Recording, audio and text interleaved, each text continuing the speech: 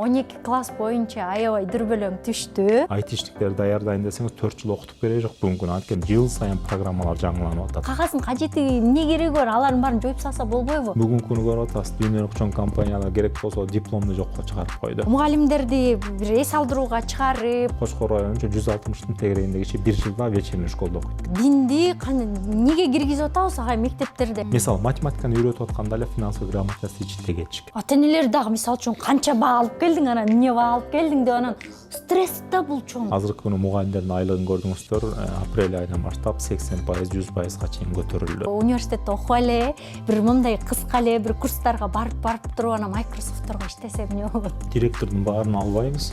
Экинин директору кетет деп атпайбы? Мына китепте каталар бул бир Кыргызстандын өгөйгөй эмес экен. Диалог жок болуп атат. Ата эне, мугалим, бала үчөө чогуу бир аалам болуп жорулуша албай атабыз.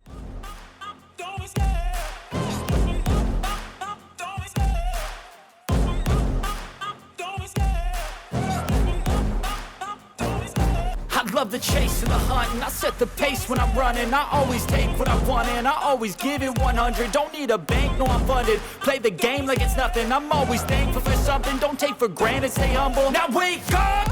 It's time to look at the enemy. Look in the mirror if he is no friend to me. It's not working out, maybe it's the chemistry. It's time to break up so I can make a better me. Better believe in your mind, cause it's everything. Саламатсыздарбы, урматтуу YouTube каналымдын көрүүчүлөрү. Бүгүн дагы абдан пайдалуу жана маалыматтуу бир жакшы эфир даярдадык. Менин коногум Кыргыз Республикасынын билим берүү жана илим министри Бейшеналиев Алмаз Бейшеналиевич. Саламатсызбы? Саламатсызбы. Сизди көрүп атканыма абдан кубанычтамын жана аябай жетпей жүргөм. Анткени суроолорум көп. Уулум окуучу, мен ата эне, апам болсо мугалим. 3 жааттан карап, анан ушул билим берүү жаатында бир өзгөрүүлөр болсо жана бир башкача өнүгүүлөр болсо деген кыялдарыбыз аябай көп. Алмаз мырза, четинен уруксат берсеңиздер, суроону баштай берейин. Жанагы эң акыркы окуялардан 12 класс боюнча аябай дүрбөлөң түштү.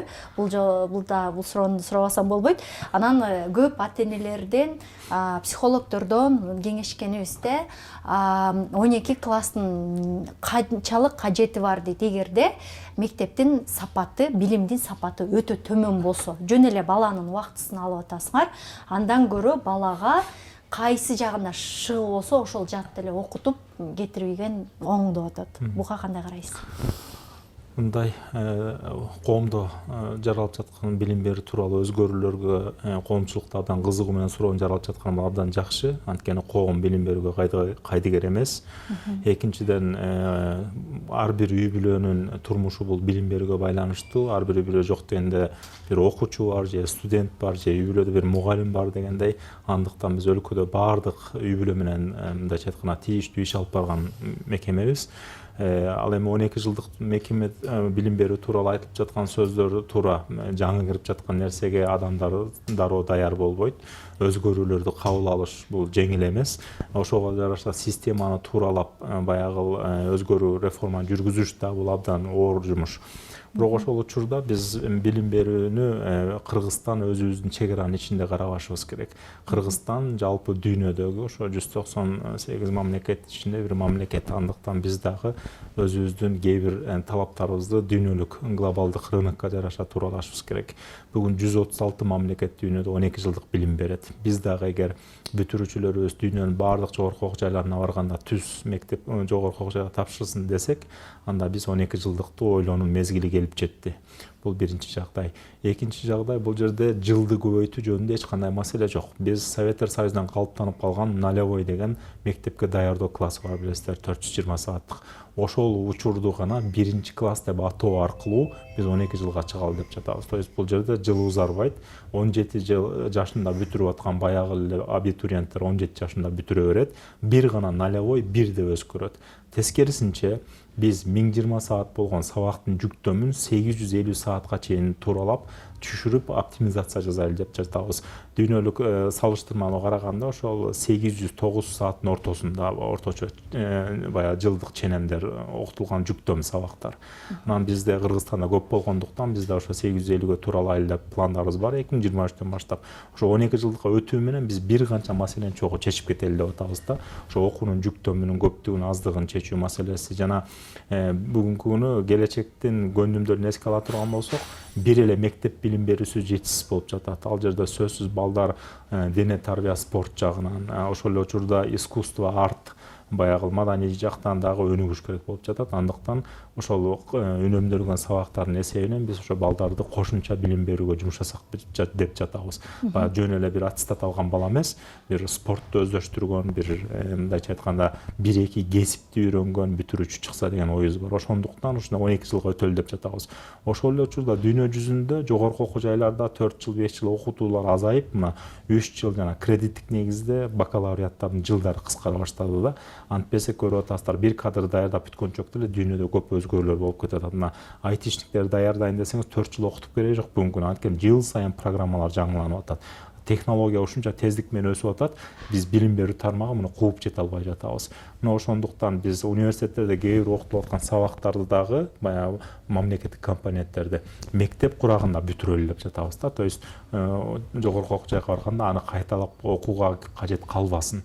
Мына ушинтип биз өзүбүздүн көз карашыбызга жараша эмес, ошо балдар жашай турган келечекте кандай талаптар болсо, билим жагынан, көндүм жагынан биз ошо келечекке даярдайлы деп ушундай чараларды колдонолу деп жатабыз. Сиз жалаң чет өлкөлөрдө окудуңуз, чет өлкөлөрдө абдан көп көрүп жүрөсүз, элчиде болдуңуз дегендей. Алардын бала тарбиялоо ыкмасы, билим берүү ыкмалары таптакыр бөлөк да, бизден таптакыр башкача айырмаланат. Биз баягы СССРдан калыптанып калган нерсеге эле ошону эле өнүктүргөнгө аракет кылып атабыз. Ошо СССРдин баарын жоготуп туруп, жаңы калып түзсөк кандай болот агай? Ал мүмкүнчүлүк болбойт бекен? Мисалы үчүн мондай бала момтуп отурганы, анан удобный бала болгону мага жакпайт. Менин балам кенен кесир жатып каласа жатып алып билим алышсын же кандай ушундай бир башкача өңүттө. Сөзсүз жогоруда белгиледим. Жанагы акыркы билим берүүдө чыгып жаткан дүйнөдөгү аналитикаларды окуп жатасыздар да, жана X, Y, Z деген баягы генерациялар жөнүндө. Алардын Z мун, альфа мундун талаптары башкача болот. Алар башкача көндүмдөрдө болот. Алар башка дүйнөдө жашайт, менталитеттери. Ошону биз азыр түшүнбөгөндүктөн баарыбыз эле биздин убакта момдай болчу деп эле таңуулап атабыз бир жагынан. Бирок сөзсүз түрдө Советтер Союзунан калган мыкты тажрыйбаларды сактап калышыбыз керек деген ойдомун. Ошол эле учурда ошол тажрыйбаларды сактап калуу менен бирге, бирок ошо келечектин көндүмдөрүн кантип өздөштүрөбүз деп издөөнү доору келди. Ошол 12 жылдык билим берүүгө өтүүнүн максаты да ушул болуп жатат да, программаны бүт кайра жаңы түзүү. Ошол эле учурда стандарттарды жаңы бекитүү, 12 жылга жараша жаңы китептерди басып чыгаруу, ошол программага жараша мугалимдердин квалификациясын башкача жүргүзүү. Көрүп атасызбы? Бүт ошо келечекте келе турган мына ООНдун көрсөткүчтөрүн карап көрүңүз, туруктуу өнүгүүнүн критерийлери. Ошол жерде эске алынган кайсыл көндүмдөр керек болот. Жана дүйнө кай жакка көздөй баратат. Биз ошонун ичинде эмне өзгөрүүлөр жасашыбыз керек? Биз дүйнөдөн артта калбаш үчүн ушундай бир өзгөрүүгө барышыбыз керек болуп жатат. Ошондуктан жана 12 жылдык деген реформа бул көп нерсени камтып кете турган реформада. Бир эле классты көтөрүп коюу эмес. Бул жерде мугалимди даярдоо өзгөрөт. Бул жерде китептердин форматы өзгөрөт. Бул жерде окуу программалары мындай көп маанилүү өзгөрөт. Ошондуктан биз өзгөрүүгө барбасак, сиз айткандай, анда эртең аябай кеч болуп калат. Эртең балдар бизден ушу бүгүнкү муун сурашы мүмкүн. Бизге жакшы кам көргөн эмессиңер. Ошондуктан биз ушунда татыксыз билим алдык деп калышы мүмкүн. Ошо бир жыл мына чоң даярдануудан өтөбүз. Ошо 2023-төн баштап жаңыча мындай трендтерге жооп берген билим берүү системасы интеграция болуп баштайт.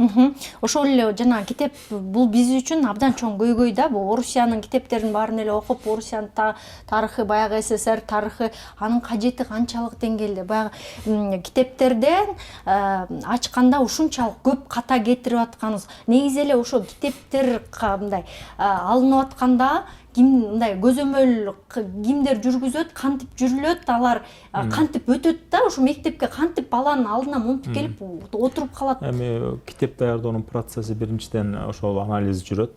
Кайсыл предметке, канчанчы класска кандай китеп керек. Ошол китеп жөнүндө министрлик конкурс жарыялайт. Анан ошол багытта китеп жазган авторлор китептерин жазып келишет. Жазып келгенден кийин Кыргыз Республикасынын билим берүү министрлигинин астында түзүлгөн окуу китеби деген атайын мекеме бар. Ал мекемеде 4 багытта экспертизадан өтөт. Ошо техникалык экспертиза, гендердик экспертиза, ичинде кандайдыр бир экстремисттик көз караш болбогон экспертизалардан өтүп бүткөндөн кийин баягы илимий баасы берилиш үчүн Кыргыз Билимдер Академиясына жөнөтүлөт. Ал жерде ал баягы текшерүүдөн өтүп мектептерге апробацияга сунушталат. Мектептерде апробациядан өтүп келгенден кийин анан китеп катары министрликтен гриф алып, анан тендерге жарыяланып, тендердин негизинде ошол китеп басылып чыгат. Көрүп атасыз, бир китепти жарыялап басылып кайра окуучунун колуна жеткенге чейин 2 жыл талап кылынат минимум. Бул абдан узун мөөнөт. Мына бүгүн эле бир жаңы китепти кабыл ала коеюн десеңиз, ага 2 жыл убакыт керек болот да.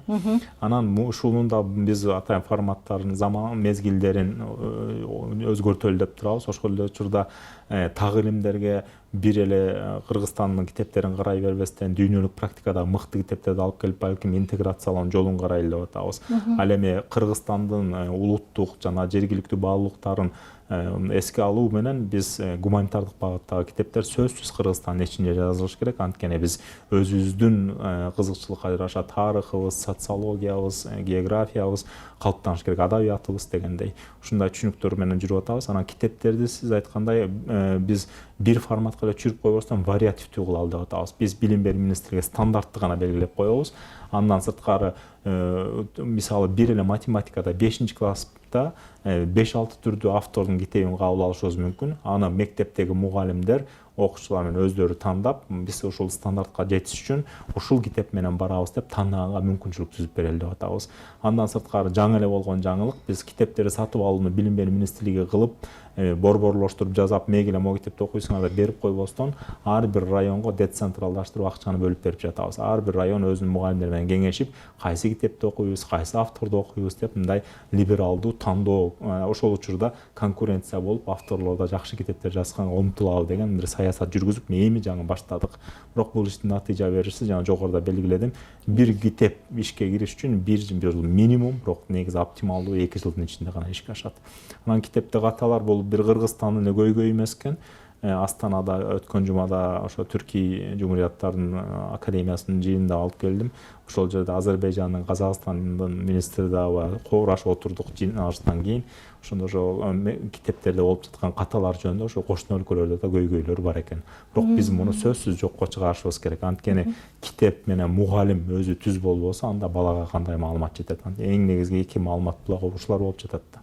Нуртелек курулуш компаниясы алгачкы төлөмү жок. 24 ай пайызсыз бөлүп төлөө мүмкүнчүлүгүнө ээсиз. Нуртелек курулуш компаниясы менен бирге келечекти курабыз. Жана альфа, Z муундары деп атпайбызбы? Алар болсо мындай мышлениясы клиповый дейт да, мындай баягы эске тутуму. Азыр тиктокторду көрөсүңөр 1 мүнөттүк болуп калат, кыска. Жанагы мектептерде сабак өтүү методикасындагы бир аз өзгөртсө да, мисалы үчүн 1-класска барганда балам бул эмне Советтер Союзунун мектебине алып келгин деп аябай чаң салганда, мисалы үчүн мугалимдер кызыктуу өткөрсө дейт, мугалимдер биз менен көкүрөгүбүз менен эсептешсе дейт. Мисалы үчүн бүгүн эле сизге келерден мурун баламан сурадым. Балам, ошо билим берүү министрине баратам. Сенин кандайдыр бир көйгөйүң барбы мектепте? Эмнени каалайсың? Эмнени жеткирүүм керек десем, эң чоң да башкалар да айтты, ошо көйгөйлөрдүн бири ошол мугалимдер менен диалогубуз жок дейт да. Тил табышып албай атабыз. Анткени алар баягы Советтер Союзунда бийик болуп көнүп калган, мындай өйдөдөн ылдый карап. Азыркы альфа, Z муундуку психологдордун айтуусу боюнча теңдикти сүйөт дейт дагы. Алардын деңгээлине түшүп, алар менен эсептешип, сезимталдуулукту ошол жаатта анан көбүрөөк мактаса дейт мугалимдер балдарды. Кечке эле сынтап, сен балекетсиң, сен төлөкөсүң деп баягы кыргыздын баягы менталитетин жоготсок дейм да. Баягы мээң жок анан көкмесиң деген нерселердин баарын алып, балдарга башкача подходду үйрөтүү жаатында кандай иштер жүрүп атат? Сөзсүз билим берүүнүн өзөгүндө бул бала туруш керек. Мурда дүйнөнүн баардык билим берүүнүн тарыхында билим берүүнүн борборуна мугалим турган. мугалимге жараша окуучулар калыптанганда. Азыр тескерисинче билим берүүнүн баягы негизги ядродо бул бала турат. Балага жараша мугалим жана ошого жараша экосистема түзүлүш керек. Бул жагы туура. Бул жерде гумандуу подход керек. Эң туура белгиледиңиз. Балким кыргыз менталитети эмес, бул жерде кыргыз стереотиптери алмашыш керек деген ойдомун. Ошол негизде сиз айткан кээ бир нерселер баягы бытовой жөнөкөй турмуштан келген сөздөр ошо билим берүүгө чейин кирип кетип атканы туура эмес. Аны буюрса акырындык менен чечишибиз керек. Бирок бул үчүн жалпы граждандык билим берүүнү күчөтүшүбүз керек. Бир эле мугалим эмес, мындай коомдо бир өзгөрүүлөр пайда болуш керек болуп жатат да. Баарыбыз өзүбүздү бир апгрейд кылып, апдейт кылып, мындайча айтканда коомдо ар бир кесиптин ээси, ар бир жаран өзүн жаңылап, өзүн окуп, өзүнүн интеллектуалдык деңгээлин көтөрүп турса, анан ошол коомдогу болгон өзгөрүүлөр мектептерге дагы окуучуга да жетет эле. Биринчи жагы ошо ата-энелер өздөрүнөн баштаса ушул өзгөрүүнү эң негизги нерсе ушул жерден болуп атат. Башта эң негизги тарбия жана билим бул үй-бүлөдө калыптанат. Биз ата-энелердин ошо билим деңгээлибиз төмөн болгондуктан бүгүнкү күнү балдарыбызга мындай туура жолду көрсөтүү, аларга туура багыттарды ачып берүү жөнүндө бизде да кемчиликтер болуп жатат. Ошого жараша да мектептерибиз ошондой.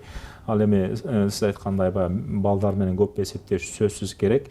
Ал тургай мындан кийин мамлекеттик стратегиялар, мамлекеттик мыйзамдар жазылып жатканда дагы балдардын көз караштары эске алыныш керек деген ойдомун. Болбосо биз мындай да бала жемиш жеш керек, витамин жеш керек билебиз. Биз күнүгө эле алма бере берсек, ал бала балким алмурут жегиси келип атат, балким жүзүм жегиси келип атат. Балага да кезде сураш керек да. Балам, сен алма берип атам, башка бир нерсе жейсиңби деген сыяктуу, мындайча айтканда, сиз айткандай билим берүүнүн дагы башка ыкмаларын карашыбыз керек. Ошондой эле мугалимдерден сураганда бүт мугалимдер биз жанагындай кагаз толтуруп атып эле убактыбыз өтөт дейт. Жаңыланууга, жаңы методика ойлонуп тапканга, чыгармачылыкка, мээбизди өркүтүп, өркүндөткөнгө кетпей эле керели кечке кагаз толтуруп бүтпөйбүз дейт. Ошо кагаздын кажети эмне кереги бар? Алардын баарын жоюп салса болбойбу? Мугалимге чыгармачылык эркиндик берсек кандай болот? Сиз бир акыркы 3 айдагы жаңылыктар менин оюмча коомдо жакшы жетпей атат окшойт. Биз 85%га чейинки мугалимдердин кагаздарын жокко чыгардык.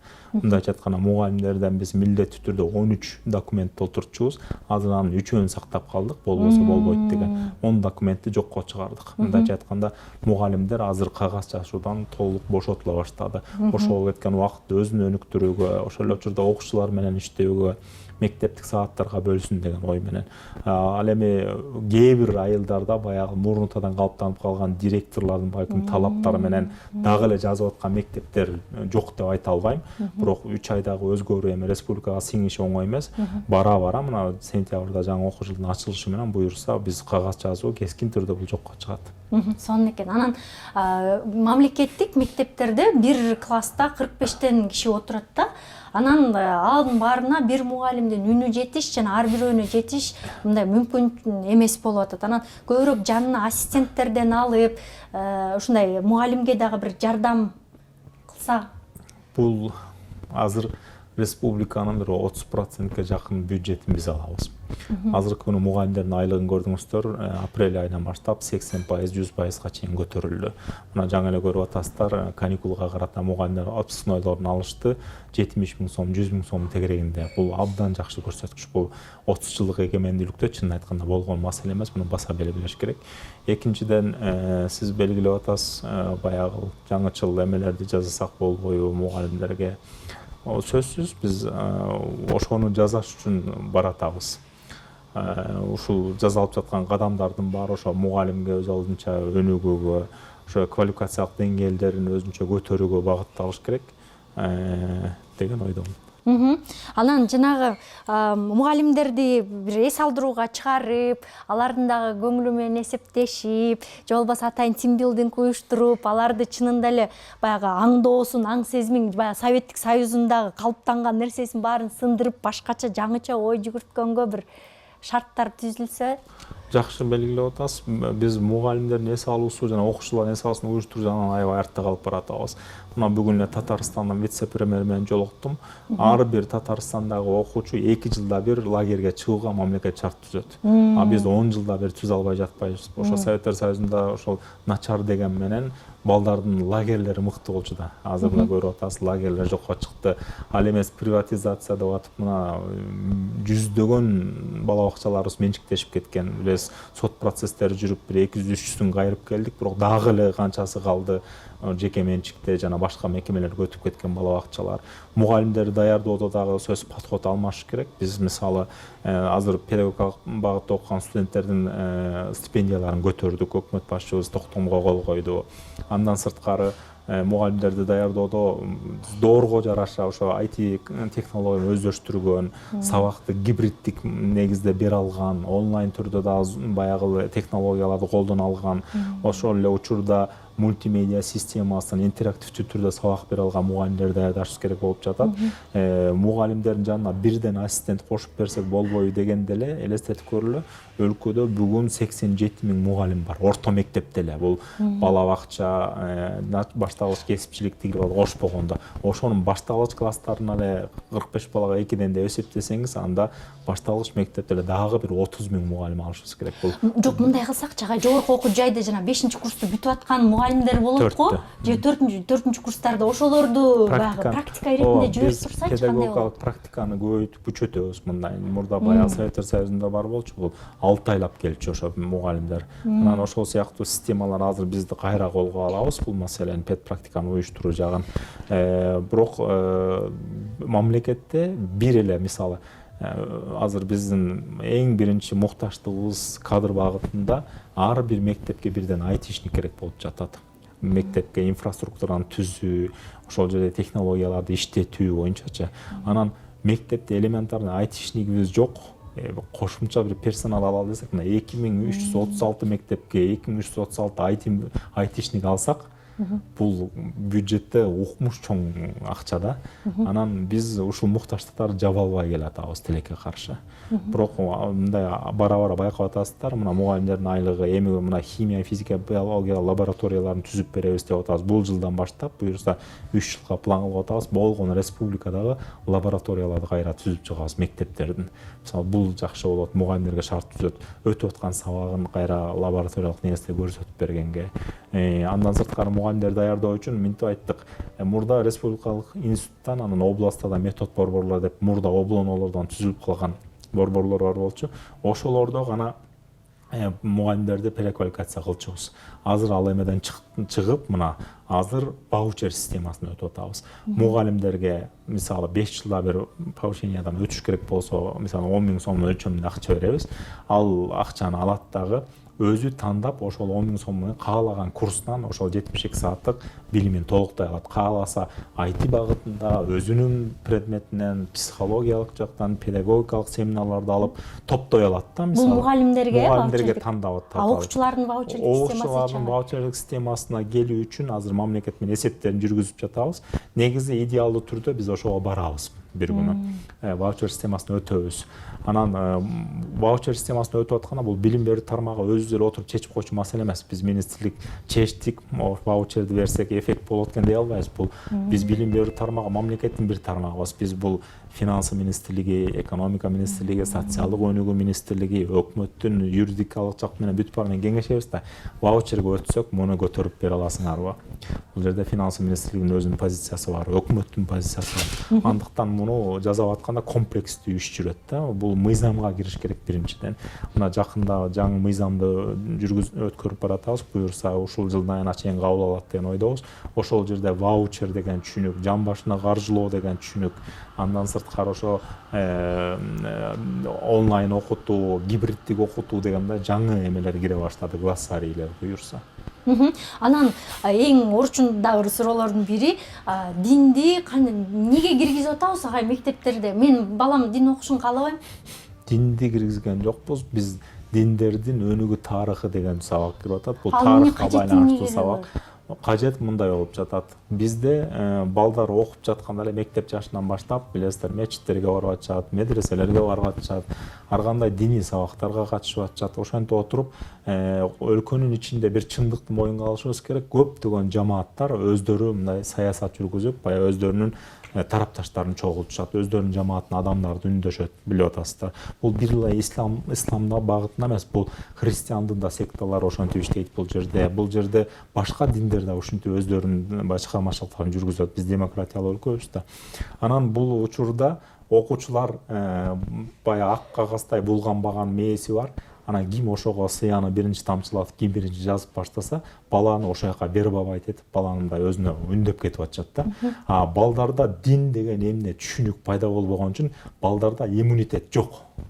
Кандайдыр бир көз карашка. Балким ошол көз караштардын ичинен 90% биздин Кыргызстандын кызыкчылыгына туура келбеген көз караштар. Мына ошону бала мындайча айтканда трезвый подход керек болуп атат. Айырмалап. Дин деген эмне экенин бала түшүнүш керек. Дин деген адамга керекпи, кереги жокпу?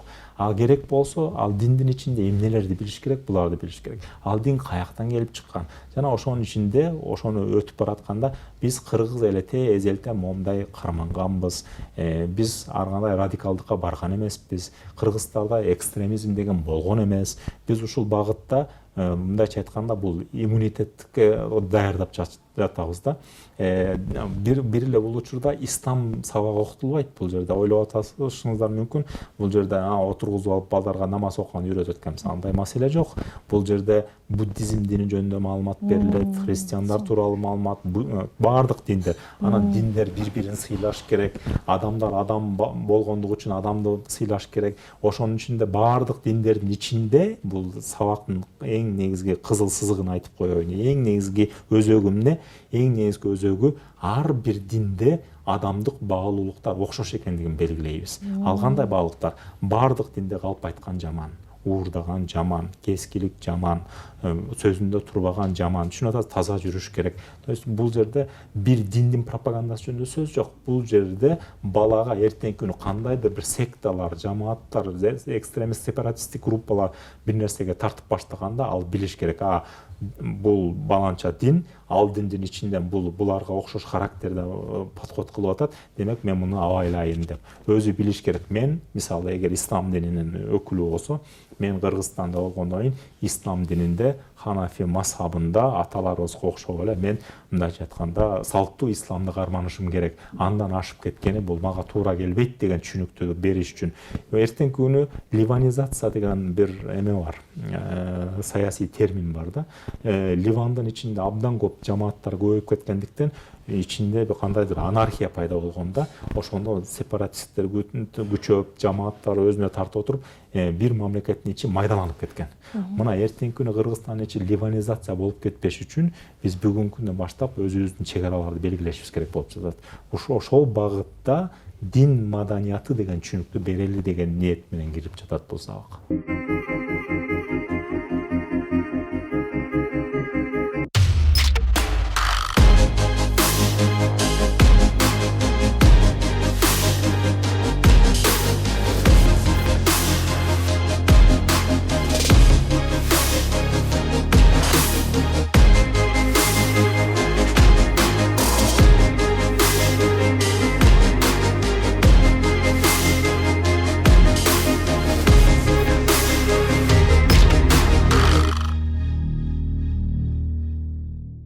Мисал үчүн баламды бир курстарга бергем, аяктан тайм менеджментти окуду, бизнести кантип жасоо керек экендигин окуду, финансылык грамотность дегенди окуду. Ушундай сабактар абдан бул мектепке дагы абдан керек экенин түшүнүп атабыз дагы. Анан дагы мындай интеллектуалдык жагы, башка эмоционалдык жагын өстүрүш керек экенин билип атабыз. Ошондой сыяктуу сабактарды дагы мектепке киргизсек кандай болот? Бул сабактарды өзүнчө предмет катары киргизүү абдан оор. Мен сизге жогоруда белгиледим. Кыргызстанда орто мектепте балдар 16 предмет түрдө окуйт. Курс катары кирип турса, бул сөзсүз деген нерселерден. Жок. Бул финансовая грамотность, жашыл экономика, жашыл энергия, ушул сыяктуу түшүнүктөр ар бир предметтин ичине отуруш керек. Мисал, математиканы үйрөтүп атканда эле финансовый грамотность ичинде кетиш керек. Жашыл экономика түшүнүктөрү, география, биология ошол эле учурда математиканы окутуп атканда ошонун ичинде беришибиз керек. Өзүнчө предмет катары окутуу бул айтып атпаймынбы? 2 миллион балага бул объем чоң. биринчиден. Экинчиден, сабакка киргизейин десеңиз, сабактардын жүктөмү абдан көп бизде. Кошумча бир курстарды уюштуруу үчүн бизде кошумча билим берүүгө бөлүнгөн акча да абдан чектелүү. Анан мисалы 2300 мектепке бир эле предметти жумасына 1 саат киргизсеңиз эле мунун объему 300-500 миллион сомду түзөт. Элестетип атасызбы? Ал балким бир кичирээк министрликтин бюджетине барабар бул. Ошондуктан билим берүү тармагы абдан чоң болгондуктан ар бир өзгөрүү мындай кылдатталууну керек кылат. Сиз айтып жаткан нерсени изденип жаткан кээ бир мектептер өз алдынча бергенге аракет кылып жатышат. Мисалы, коучтарды чакырып атышат, атайын семинарларды уюштуруп берип жатышат. Андыктан биз бир аз мектептерге бир аз демократиялаштырып, өз алдынча академиялык эркиндик берели деп чачалабыз. Ошо мектеп директорлору ошол региондун өзгөчөлүгүнө жараша кандай түшүнүктөр керек болсо, жана сиз айткандай кошумча курстарды, балдарга кызыктыруучу эксперименталдык программаларды өтүүгө уруксат берели деп. Ушунун астында азыр жаңы иштеп жатабыз. Жана 12 жылдык билим берүү философиясында да ушул немелер камтылган. Ошондой эле азыркы тапта эң чоң көйгөйлөрүбүздүн бири бул ыдык көргөзүү болуп атат да. Ушул теманы көптөн бери көтөрүп келатам. Анан балдар өзүнүн денесин таанууда кыйналышат. Кичинекей кезинен эле ошол сенин өзүңдүн өздүк чегараң, аны муну деген түшүнүктөрдү киргизүүдө кандай жардам кылсак болот? Ооба, бул боюнча бул эми абдан сенситивдүү маселе. Бул боюнча чын айтканда бизде жакшы адистер да жок болуп жатат. Ошону өлкөгө ушул маселени жеткирүүдө, мектепте ушул маалыматтарды мындай туура жол менен берүү үчүн сөзсүз илимий көз караш керек. Ошону менен бирге муну практикага ишке ашырууда проблема чыкпаш керек. Анткени бул нерсени түшүндүрүп атканда аша чаап кетсеңиз да туура эмес. Аз берилип калса да жанагындай маселелер чыгып атат. Бирок ошо Кыргызстанда эгерде бул багытта биз менен иштешебиз, консультация бере алабыз деген жакшы психологдор, мындай жакшы эксперттер болсо, биз да ушундайларды таап иштешкенге даярбыз. Негизи эле психологдор менен иштешүүнү мындай адат кылып алсак балдарга, анткени өзүнүн сезимдерин айтууда биз көбүнчө мындай кылып кысып коебуз да, түз отур, жөн отур депчи. Диалог жок болуп атат. Ата-эне, мугалим, бала үчөө чогуу бир аалам болуп жорулуша албай атабыз. Жорулуша албай жатат. Биз бул боюнча жаңы мына президентибиздин указын инициировать эттик. Ошол жерде ата-энелер мектеби деген бир концепция иштеп чыгып атабыз. Кыргызстанда окуучулар аркылуу ата-энелер менен иштөө маселеси. Биз окуучулар менен бирге ата-энелерди окутушубуз керек болуп жатат. Ошо үйдө ата-эне өзүн кандай алып жүрүш керек, бала төрөлгөндө кандай мамиле кылыш керек, сиз айткандай психологиялык жаш курагына жараша балага мамилени кандай жасаш керек, ошол эле баланы туура тамактандыруу кандай жүрүш керек. Ошонун баарында консультация бере турган илимий пособияларды иштеп чыгып, ошол көрнөк чарнактарды сиз айткандай кыска мөөнөттүү видеолорду жасап, мындайча айтканда биз коомдо баарын окутушубуз керек болуп жатат. Бул боюнча азыр сентябрь айынан баштап буюрса ушундай бир мектеп ачылат. Бул мектеп жалпы республикада ошо ата-эне, мектеп жана бала үч бурчтугун уюштуруп, ошол ортодогу байланыштар боюнча бир системдүү иш алып барсак деп жатабыз. Сиз айткан абдан маанилүү. Үй бүлө менен мектептин ортосунда байланыш болбогондуктан бала ортодо калып атат.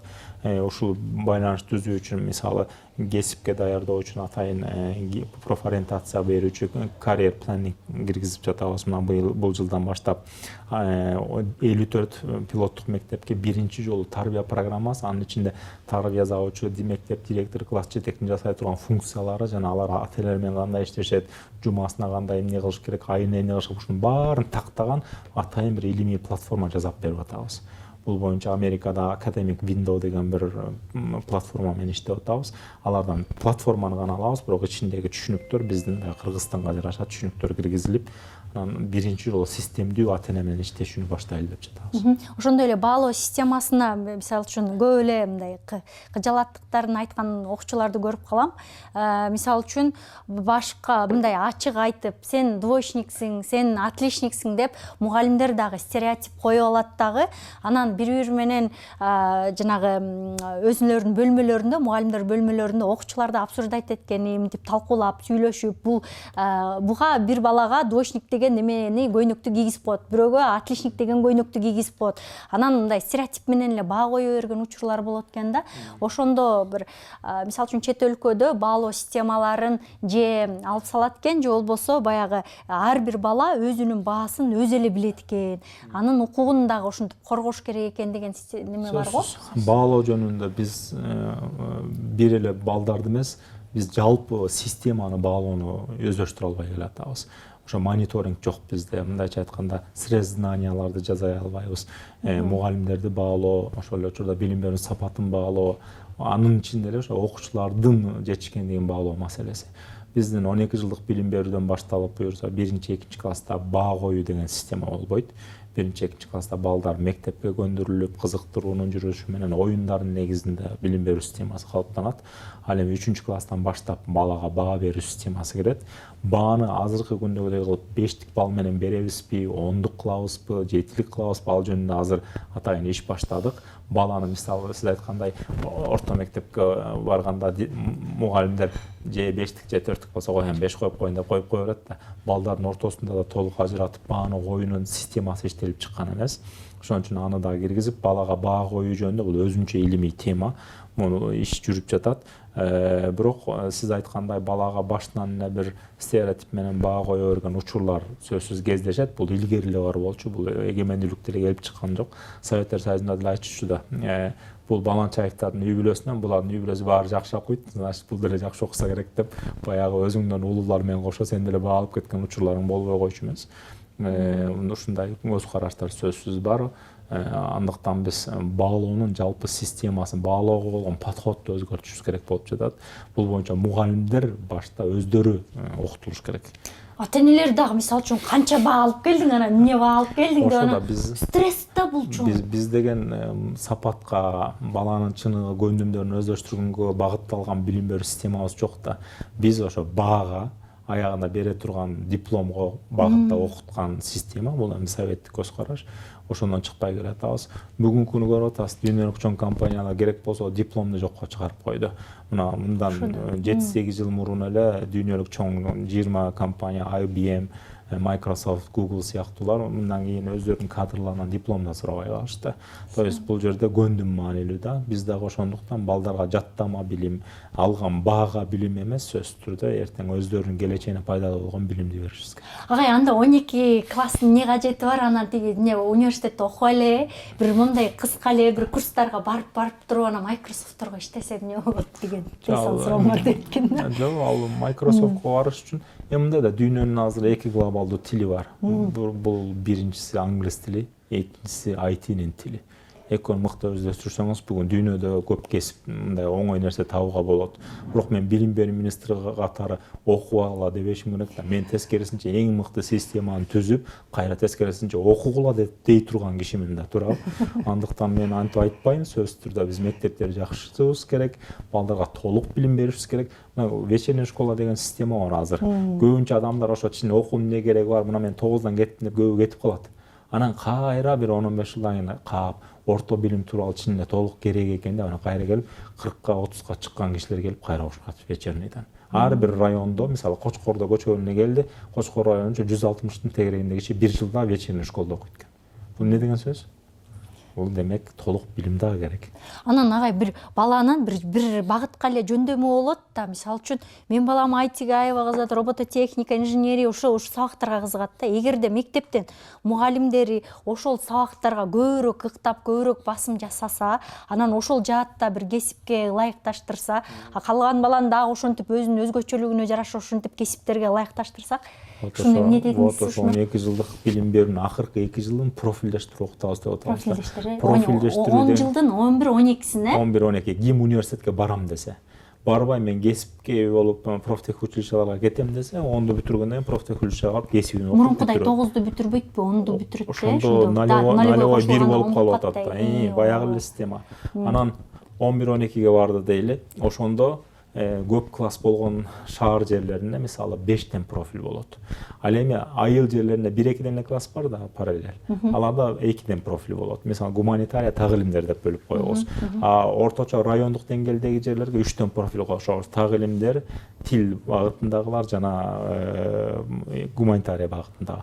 Ал эми Бишкек сыяктуу чоң шаарларда, борбор шаарларда буларда 5ке чейин профиль уюштуралды деп жатабыз. Бул мисалы математика, физикалык, биология, химиялык табигый, андан сырткары филология жагы өзүнчө, IT көркөм өнөр өзүнчө, ушундай 5 багытта балдар профилдеп университетке барардан мурун 2 жыл мектептен даярдансын деп жатабыз. Анан дагы өткөндө бир чогулушта ошол билим берүү системасы сүйлөшүлдү дагы. 2021 билим берүү министрлигине 48 миллиард сом бөлүнүптүр, 2022 жылы 60 миллиард сом бөлүнүптүр. Аны каяка кетирип атат деген суроолор аябай көп жаады да. Мунун 88% айлыкка кетет. Бул жер айтып коеюн, бая элдер ойлойт окшот, неге анда парта стол алынбай атат, неге компьютер алынбай атат деп ойлошу мүмкүн. Бул бөлүнгөн айлыктын дээрлик 90% бул айлыкка кетет. Мугалимдердин, мектепти тейлеген техникалык персоналдардын, административдик персоналдын айлыгы бул. Калган 10% менен биз жылда жетишпеген суммада бир аз текущий ремонтко бөлөбүз, бир аз журналга, борго, коммуникациялык байланыштарга, командировкаларга, ошолорго бөлүнгөн акча менен мынакей мектептерде толук каржылоо болбойт. Ошо мектептердин абалдагы мыш кыйлай турчу абалдарда анандай жанагы окуучуларды, мугалимдерди басып калган учурлар бар. Ошол жаатты кандай кылсак? Бул мамлекет жалпы саясат жүргүзбөсө биз бул тешикти жамай албайбыз. Айтайын дегеним кандай, бизде республикада бүгүнкү күнү 245 авариялык абалда мектеп бар. Бул 2019 жылдын жыйынтыгы менен. 2022 жыйынтыгын чыгара турган болсок, бул мектептин саны балким 500ге жетиши мүмкүн. Бул биринчиден. Анткени Советтер Союзунун учурунда курулуп калган мектептер, бала бакчалар бүгүн авариялык абалга келип жетип отурат. Бизде 4,5 миңге жакын мекеме бар. Ар бир мекемеде 1-2ден имарат болгондо эле 10 миңге жакын имаратыбыз бар. Анан жылда булардан бир 100дөн чирип жок болуп турушу бул нормалдуу процесс. Анткени мына башындагы эң эски мектептерибиз 1927 жылдан калган мектептер бар. Мына булар акырындан керектен чыгып атат. Экинчиден, калктын саны көбөйүп келатат. Жылдан жылга мына начальный класстар көбөйүп, башталгыч класстар көбөйүп отурат. Ошону белгилей кетейин, 2028 жылы Бириккен Улуттар Уюмдарынын статистика боюнча Кыргызстанда демографиялык эң көп өсүш ошондо катталат. Ошол учурда мектептерди көбөйтүп салып бүтүрүп албай турган болсок, анда билим берүү тармагында чоң коркунуч келатат. Андыктан биз авариялык абалдагы мектептерди тез арада бүтүрүшүбүз керек.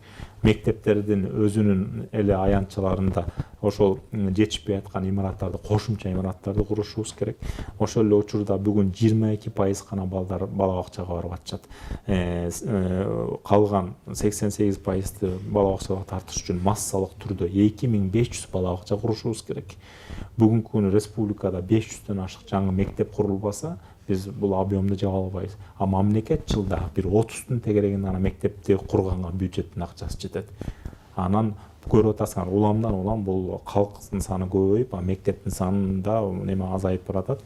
Демек биз бул жерде кардиналдуу коом ойлонушубуз керек. Биз азыр жаңы мыйзамда мүмкүн болушунча лицензиялык жеңилдиктер, менчик мектептерди ачууга мындай атайын чакырыктар, бала бакчаларды менчик жана мамлекеттик менчик партнерстволорго алып келүү, ушул сыяктуу бир канча механизмдерди киргизебиз. Мындайча айтканда, коом, бизнес чөйрөсү дагы билим берүүнү колдобосо, эртеңки күнү Кыргызстандын билим берүү тармагынын абалы кыйын.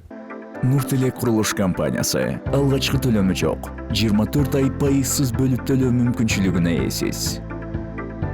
Нуртилек курулуш компаниясы менен бирге келечекти куруңуз.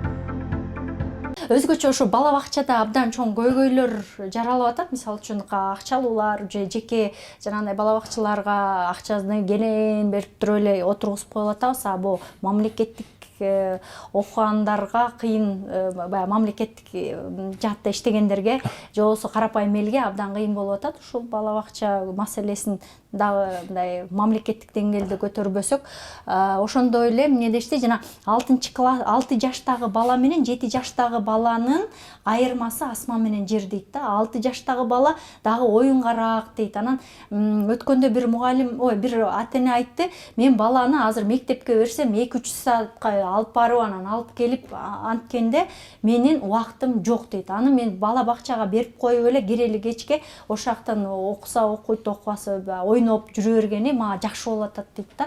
Ошол жакта. Бул дүйнөлүк көп практика 6 жаштан баштайт. Биз жогоруда белгиледим, 6 жаш, 7 жаш 1-2 класста баа койбойбуз. Жеңилдетилген программа болот. Оюн түрүндө бул баягы налевой деле окуган сыяктуу окуйт. Шуну ошону 1-класс деп гана эсептеп коебуз. Эч бир өзгөрүү жок. Бала бакчадан окуй берсе болобу? Жок, бала бакчаларда жана 22% охватты атпайбызбы? Ошо 80 миңдей бала болот экен, ошону мектептерге алсак, бала бакчада охватта көбөйүп атат да, бир 80 миң жаңы баланы бала бакчага алган атпайбызбы, туурабы? Мындай жалпы ойлош керек болуп атат, системанын бир эле жагын карай бербеш керек, баарын караш керек болуп атат. Анан айтып атышат, негизи баланын даяр эмес экендиги 6 жаш, 7 жаш, кээ бир балдар 8-inde да даяр болбойт, туурабы? Андыктан 1-класска келген балдардын деңгээлин алып көргүлө, бир бөлүгү алар бала бакчалардан налевойдо окуп келишет. Бир бөлүгү мектептен налевойдо окуйт, бир бөлүгү 3 сааттык кыскартылган азыр бала бакчалар ачылган билесиз, ошондон окуп келишет.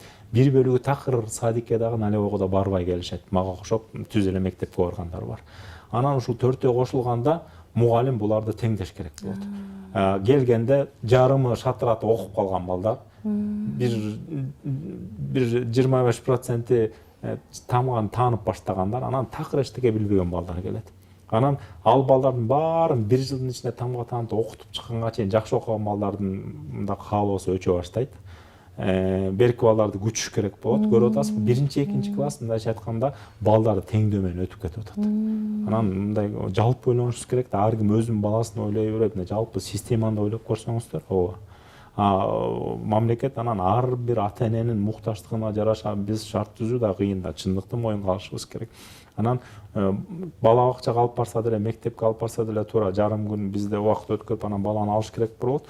Бирок 6 жаштагы баланы мен мектепке, садикке берип койсом жакшыраак болмок деген түшүнүктөн дагы акырын кайчышыбыз керек болот. Ошондой эле дагы бир чоң көйгөй бул кыргыз тили көйгөй болуп атат. Балдарыбыздын баары баягы гаджет менен чоңойгондугуна байланыштуу бул YouTube'ду койгондо эле же англисче же болбосо орусча маалыматтардын баарын алып атып, тилдери орусча же англисче чыгып калып атат да. Анан мектепке барганда болсо кыргыз тили болсо бул этиш, бул зататоч деп баягы лекцияны окуса, балдар окугусу келбей калып атат да. Анан бираз ошо кыргыз тилди башкача бул чет тилин бергендей эле кызыктырып, питсе бол деп мынтип англисче деп үйрөтүп, ошондой эле бул топ деп ойнотуп же болбосо башкача кылып туура айтып атасыз. Кыргыз тилин берүүнүн ыкмасы тууралуу көп кемчиликтерибиз бар. Кыргыз тилдүү контент, мазмун аз болгондуктан, мисалы кыргыз тилдүү мультфильмдер жок, кыргыз тилдүү видеолор жок. Андыктан балдардын баары көбүнчө орус тилдүү болуп чыгып атат. Муну моюнга алышыбыз керек. Биз андыктан бул бир эле билим берүү тармагы эмес, муну маданият тармагы, жалпы бизнес сферасы, телерадиолордун баары эске алыш керек жана кыргыз тилдүү контентти көбөйтүүнүн үстүнөн иштешибиз керек. Антпесек балдардын тилин жоготуу коркунучу турат. Экинчиден ошол эле кыргыз тилин жеткирүүнүн маселеси туруп атат. Биз ошо тилди үйрөткөндөгү ыкмаларыбыз абдан начар. Бул боюнча 2 күн мурун министрликте жыйын өткөрдүм. Мындан кийин кыргыз тилди берүүнүн жана баалоонун ыкмаларын өзгөртпөсөк, биз тилде көп нерсе жоготуп албайбыз. Анан башталгыч мектепте дагы кыргыз тилин баардык улутуна, аймесине карабай, мындай көп эмеде объемдо берели деп көлөмдө атайын бир 2023-кө карата мына дагы жаңы бир план иштеп атабыз. Убага келгенде буюрса айтам. Ошондой эле жана айта берсек болобу, директорлорду баарын алып, ордуна башка. Директордун баарын албайбыз. Мындан директор кетет деп атпайбы? Мындан кийин директорлорду дайындоону районо менен эле министр чечип койбосун деп атабыз. Азыр кандай система? 55 республикалык мектепти министр өзү каалагандай коет. Ал эми райондогу мектептин директорун району айыл өкмөт өзү каалагандай коет. Анан биз кандай кылалы деп атабыз? Биз каалагандай койбосун деп атабыз. Мага жараша, бир районун деңгээлине жараша директор болуп калбасын. Буга бир мамлекеттик жалпы бир стандарт болсун деп атабыз. Бул кандай? Бул стандарт биринчиден критерийлери туура келген мугалимдер тапшырсын. Ошол тапшыруунун натыйжасы менен мамлекеттик сынак жарыялайлы конкурс. Ошол конкурстан өтүп келгендер анан директор болуп дайындалсын деп атабыз. Көрүп атабыз, биринчиден коррупцияны жоёлу деп атабыз. Экинчиден сапатты көтөрөлү деп жатабыз. Үчүнчүдөн директорду дайындоо мындан кийин бир адамдын эле көңүлүнө жараша болбосун деп атабыз. Ошону менен бирге биз азыр кандай планыбыз, буюрса бүгүн президентибиз Садыр Нуркожоевичтин указын күтүп жатабыз. Указ эмнеге багытталган? Мындан кийин орто мектептин директорлорун дайындоо конкурстук негизде деген таризде болмокчу. Ал жерге 5 жылга чейин иштеген директорлор жумуш ордунан алынбайт, алар ишин уланта беришет. 5 жылдан ашык иштеген мугалим директорлордун саны бүгүн 966 мектеп директор экен. Алар штаттан чыгарылып турат. Ошол 966 мектепке конкурс өткөрөбүз. Ал мектептерге 2ден, 3дөн, 4дөн кандидаттар тапшырышат. Сынактан өтүп келет. Ким жогорку балл алып келсе, адам фактору кийлигишпеген бир атайын электрондук тест өтөт. Ошо орто сыяктуу эле. Ошонун негизинде өтүп келген директорлор жаңы кызмат орундарына дайындалат. Бул биринчиден эң рекорд Кыргызстанда орто мектептерде Ноокат районунда 34 жыл иштеген мектеп директору бар. Элестетип көргүлөм, 34 жылда бул эжеке эмнени бере алат? Элестетип, ал мектеп менчикте уже анык. Ал жерге тамыр байлап калган. Коомдо абдан көп чыңалуу бар да, мектеп директорлору эмнеге бир жерде 10 жыл, 20 жыл, 30 жыл отуруш керек деп. Мына ушул суроолор келип чыгып атат. Бирок биздин максатыбыз бул жерде көп жыл иштегенди же пенсия кургандаларды кетириш эмес. Максатыбыз конкурстук негизде баардык директорлор бирдей шарт менен, бирдей талап менен өтсүн деп жатабыз. Болбосо баягы тааныш билиш кылып коюп келген директорлордун айынан мына бүгүн билим берүү тармагынын башкаруусунда да көп аксоолор болуп жатат да. Тескерисинче мектеп директорлору менен биз ушул реформаны бирге жүргүзөбүз. Ким 5 жыл иштеп толсо, ал да автоматтык түрдө конкурска кетет, ал орун. Анан ошентип жылына атайын мектеп директорлору үчүн конкурс өткөрүп туруу, мындайча айтканда, өнөкөт алат. Бул 5 жылда жетишетпи ал киши? Анан деме жакшы мугалим болушу мүмкүн да бир адам, бирок жаман менеджер болушу мүмкүн да. Алар тапшырбайт да. Келет, тапшырат. Сырттан мисалы үчүнчү мектепте башка менеджерлер келип анан директор боло алабы? Же мектептин арасынан же мугалимдин арасынан мугалимдер гана болуш керек. Анткени сырттан мисалы бир бизнесмен эч бир мектеп менен тиешеси жок. Окуу процессин билбеген адам кантип келип болот? Бизде жогоруда белгиледим 87 000 мугалим иштейт. Ошонун ичинен кантип 2 000 ылайыктуу менеджер, ошол эле учурда мугалим адам чыкпасын? Ошолор тандалып келишет буюрса. Ошо мыкты мугалим кайра эле мыкты менеджер боло алат деп ойлойсузбу? Болуп калышы мүмкүн. Эмнеге себептен болбосун? Эки жөндөн бир, сиз мисалы жакшы журналист болуп, андан башка эчтеке кыла албайсызбы? Ошол сыяктуу. Акча санаганды билбейм, мисалы үчүн. Менеджердик жагым жакшы деле эмес. Жок, бир эмес, балким бир адамда эки жакшы нерсе болушу мүмкүн, 3 жакшы багыт болушу мүмкүн. Мына Курмангазы агайыбызды карабайсызбы? 20 жата аспапта жөнүнө ойноп атпайбы? Рахмат, атайын ушу убактыңыз аз экен, дагы изейин дегем.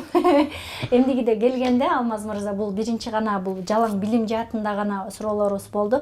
Эмдигиде сизди адам катары балким кайсы окуган университетиңиздер жөнүндө сүйлөшөбүзбү, көкүрөгүңүздөгү сырыңызды ачабызбы, бир башкача өңүттө дагы бир маекке келип берүүңүздү өтүнөбүз. Рахмат сиздерге дагы убакыт бөлүп чакырганыңыздарга. Урматтуу YouTube каналынын көрүүчүлөрү, ушул эл кызыккан суроолорго бүгүн жооп алууну чечтик.